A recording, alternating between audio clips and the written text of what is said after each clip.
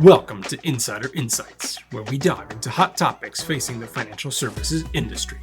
Today, Kartik Sakthivel, Chief Information Officer at LIMRA and LOMA, sits down with Brent Williams, founder and CEO of Benekiva, to explore how AI is transforming the insurance claims process. Brent, good to talk to you. How you been? Been great, man. How are you? Not bad, not bad. Better now that you're here. You ready to talk about some AI and claims? Absolutely.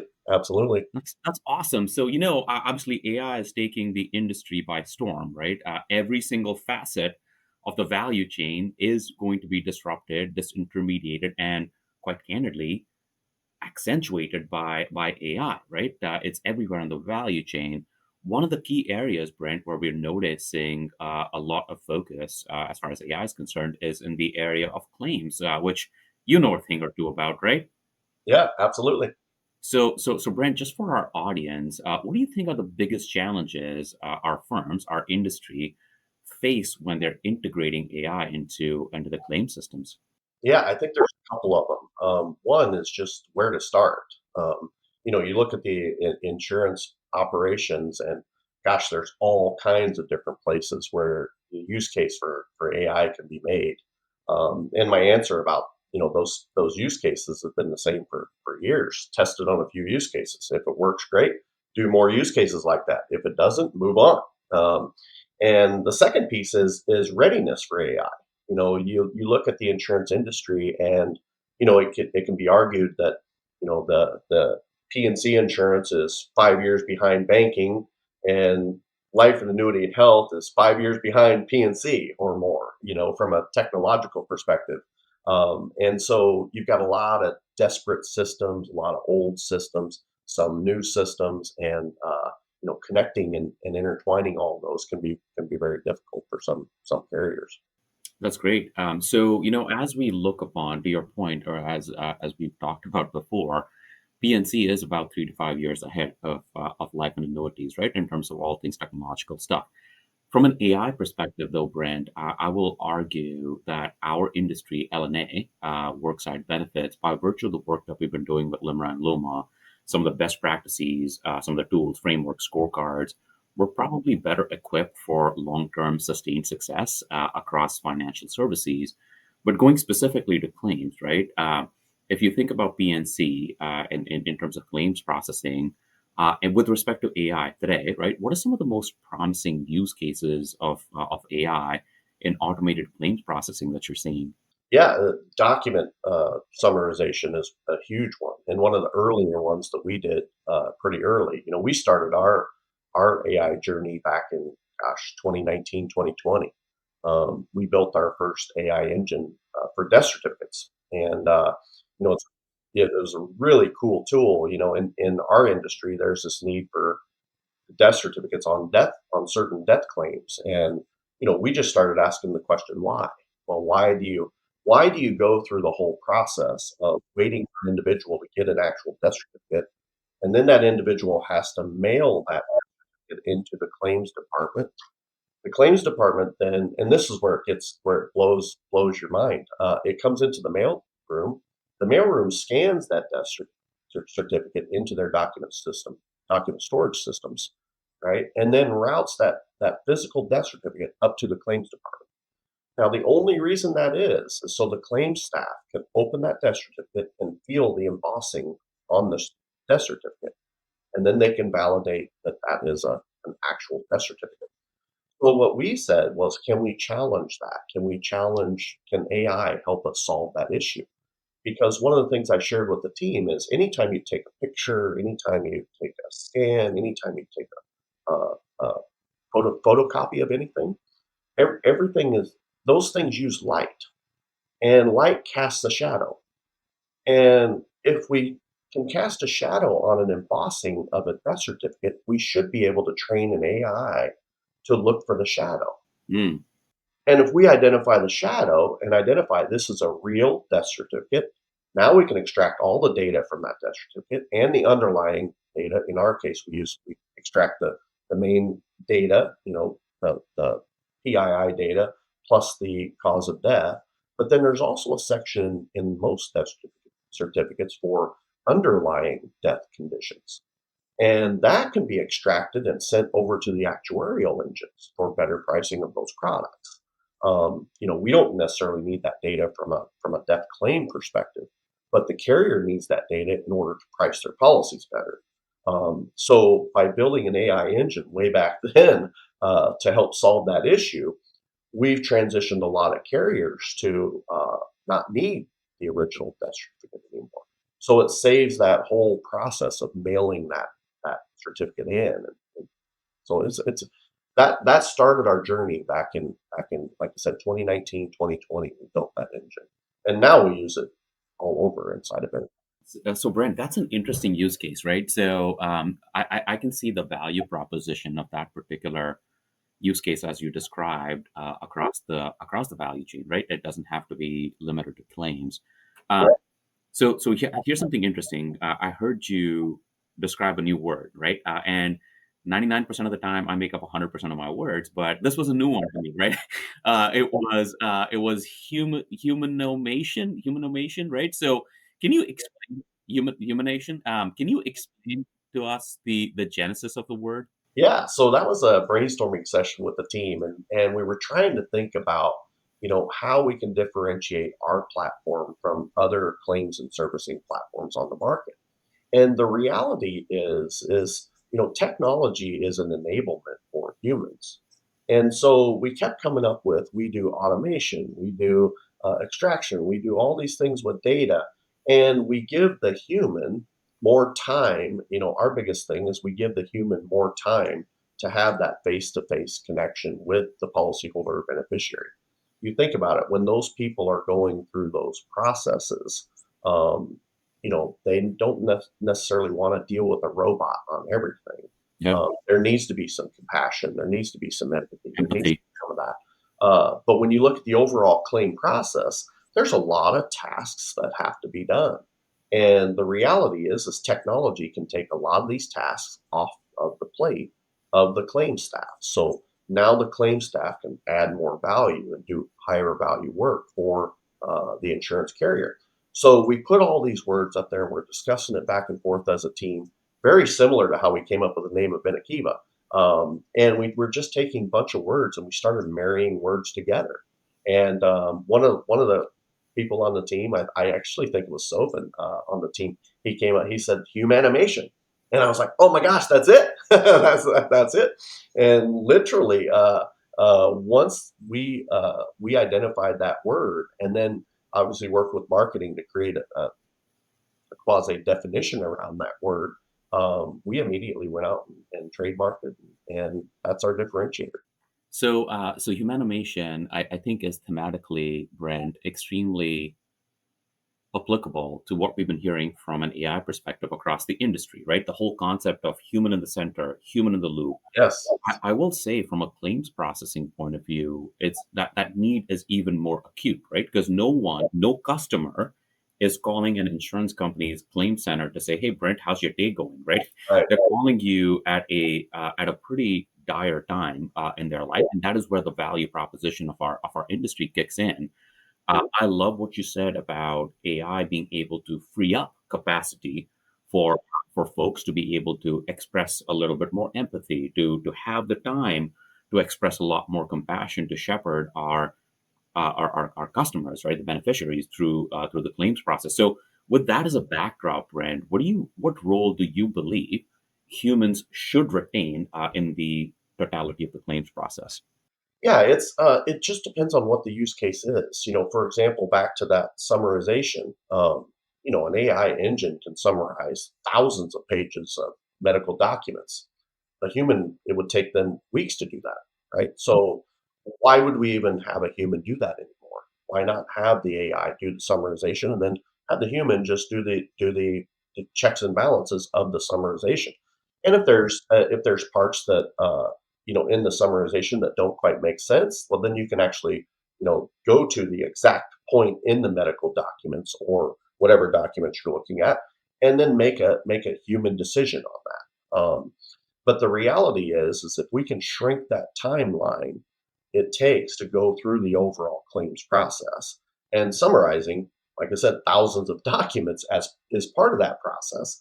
Well, then it just makes sense that we can offer a better experience to policyholders and beneficiaries. And the reality is, in my prior business as a financial advisor, I used to joke all the time that I haven't had a single person buy a life insurance policy from me hoping to use it. Nobody does, right? Yeah. It's But they expect that when somebody files a claim on that policy, that it'll just be handled. It'll just be taken care of. Another great use case for the technology too is knowledge transfer. You look at the average tenure of claims and servicing staff at any carrier, and I would argue that it's a long time. And there's some stats out there that some studies that have been done that we've got more people in the insurance industry leaving the industry than coming into the industry. Well, that's a problem. That's a problem that we're going to have to deal with. And when you go into a carrier, and this is a true story, went into a carrier and they said, that lady over there, she's been with us 41 years, and she can't go on vacation without taking a company laptop with her because of the knowledge in her head. If something comes up, to me, that's a business risk. Yeah. You gotta take that knowledge and you need to put that somewhere. You need to be able to transfer that. And the other thing, the third thing is the new people coming into the industry. You take a person right out of college or entering the workforce, and you put them in front of a green screen and tell them to arrow this, function F that.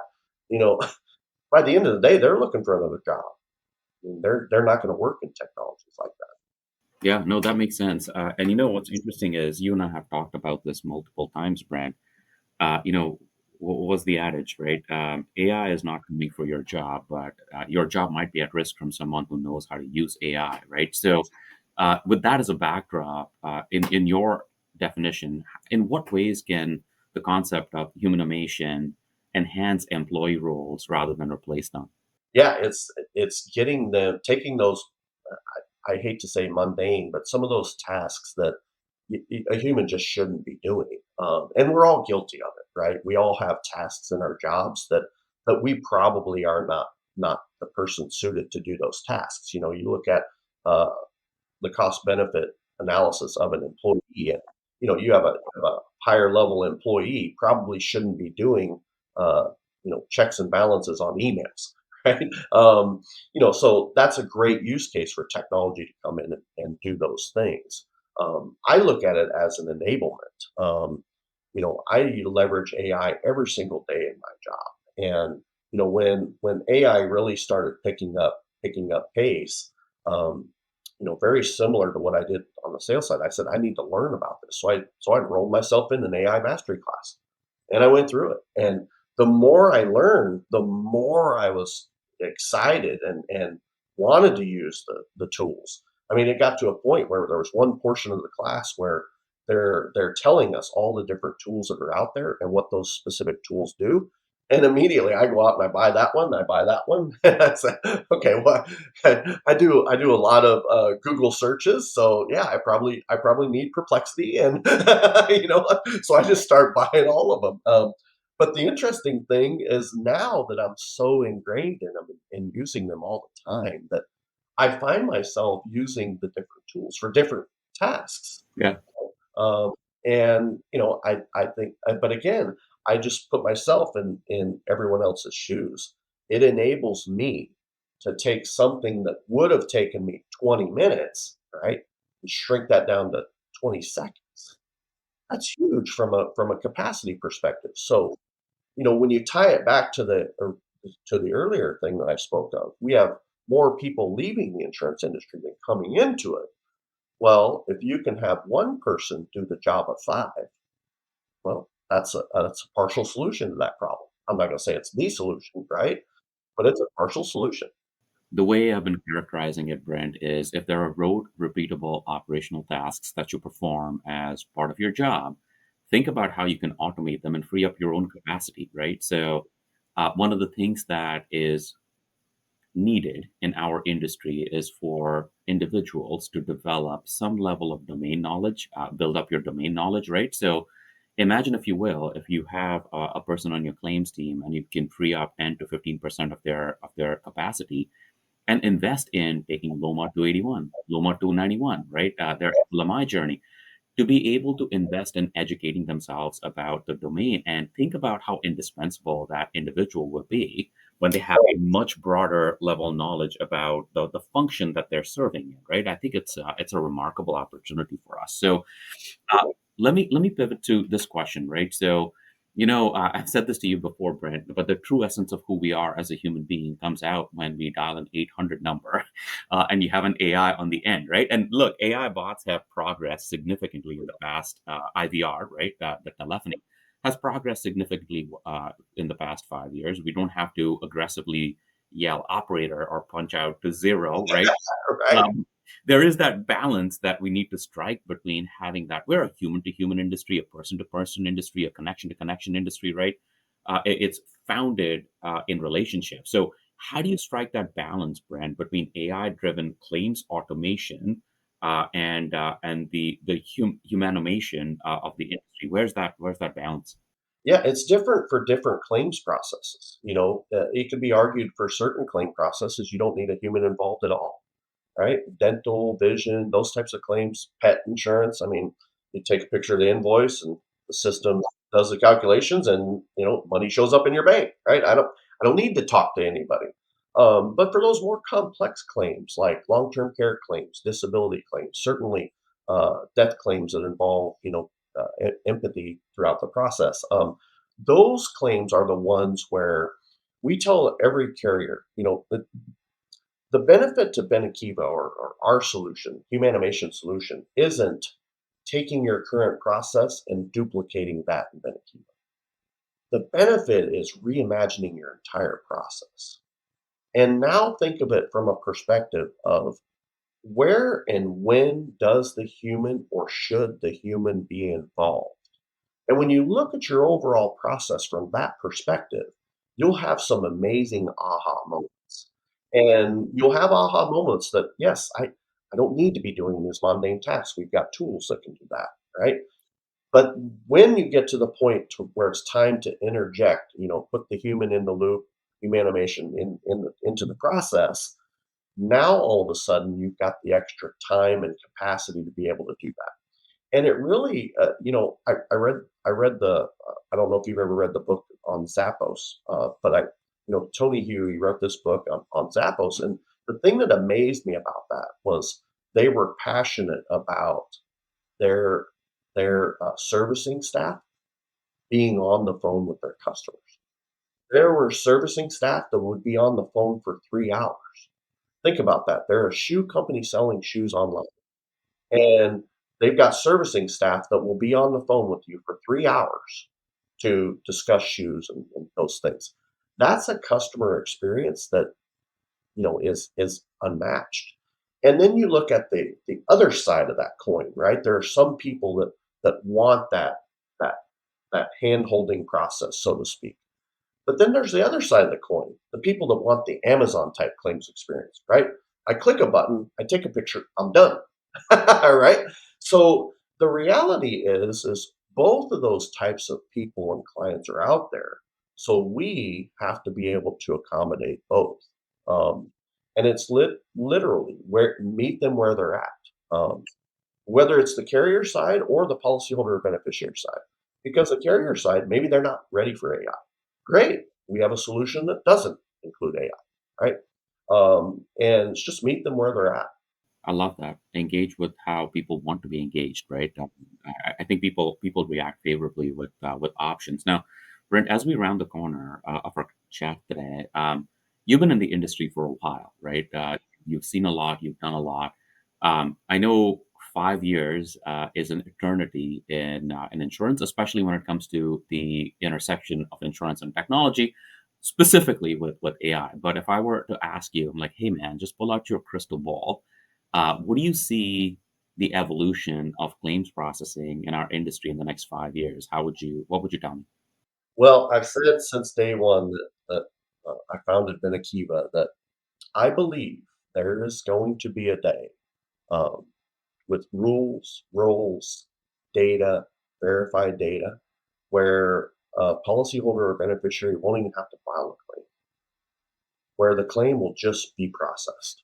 Um, I believe we as an industry can get there. Now, granted, there's going to be some things we're going to have to deal with from a regulatory perspective, but the reality is we can collect data from multiple different sources and come to a high probability conclusion that that is a claim that needs to be paid and we should just pay it. Um, so I may never see it in my lifetime, but my dream is you buy an insurance policy, and when an accident or something happens, the policy just pays. You don't have to file anything. It just you'll get a message from the carrier saying, "Hey, Kartik, sorry that you were in that accident. We're going to put a little money in your bank account. Take your car to this, whatever." Or, "Hey, Kartik, I'm sorry for the loss of your loved one. The money will be in your bank account in 48 hours." At the end of the day, Brent, regardless of whether it's technology, any flavor of it, or AI specifically, that is the value proposition. That is the promise of our industry. We're going to be there for our customers in the time that they need it most, right? At the end of the day, that's what it's all about. I've said it for years, and even when I had my financial advisory firm, the role of an insurance company, that the whole reason we have insurance companies, in my opinion, is to pay a claim. Now, granted, they have to, pool everybody's money and go invest that money and make money in order to do that. I get that. But the reality is people buy insurance policies so that when and if they have a claim, it gets paid. Wonderful. Awesome, awesome conversation, Brent. We got to do this again, yes? Absolutely. Absolutely. Right, bud. Good talking to you, Brent. We will see you again soon. Sounds great. Thanks for listening to LIMRA's Insider Insights podcast series. To hear future podcasts, subscribe at limra.com/podcast.